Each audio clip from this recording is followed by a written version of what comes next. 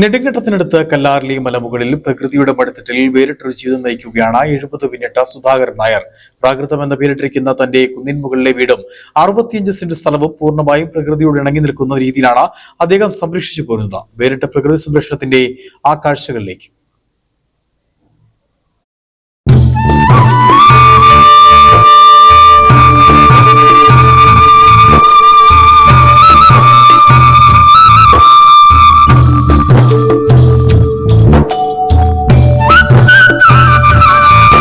ലളിതമായ ജീവിതശൈലിയും പ്രകൃതി സ്നേഹവുമാണ് സുധാകരൻ നായരുടെ മുഖമുദ്ര.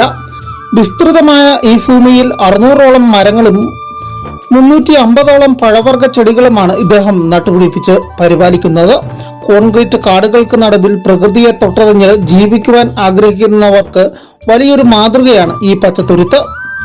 പ്രവാസം മുതൽ കാർഷിക വൃത്തി വരെ കേന്ദ്ര സർക്കാർ സർവീസിൽ നിന്ന് വിരമിച്ച ശേഷമാണ് സുധാകരൻ നായർ തന്റെ ജീവിതശൈലിയിൽ വലിയൊരു മാറ്റം വരുത്തുന്നത്.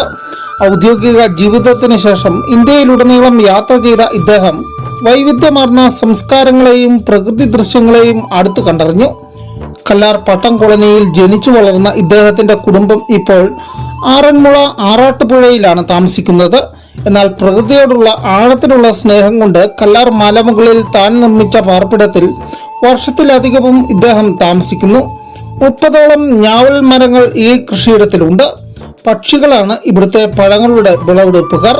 നിരവധി കിഴങ്ങുവർഗ്ഗങ്ങളും അപൂർവങ്ങളായ ഔഷധ ചെടികളും ഇവിടെയുണ്ട്. വിരമിക്കൽ ജീവിതം വിരസമാകാതെ കാർഷിക ജോലികളിലും പുസ്തക വായനയിലുമാണ് അദ്ദേഹം ഇപ്പോൾ ആനന്ദം കണ്ടെത്തുന്നത്. കൂടി 500-600 വെറൈറ്റി ഉണ്ടാവും ഇതിനകത്ത്. മരങ്ങളൊക്കെ കാട്ടുമരങ്ങളായിട്ടും എല്ലാം. ഞാൻ പക്ഷെ ഒന്നും വെട്ടുന്നില്ലല്ലോ.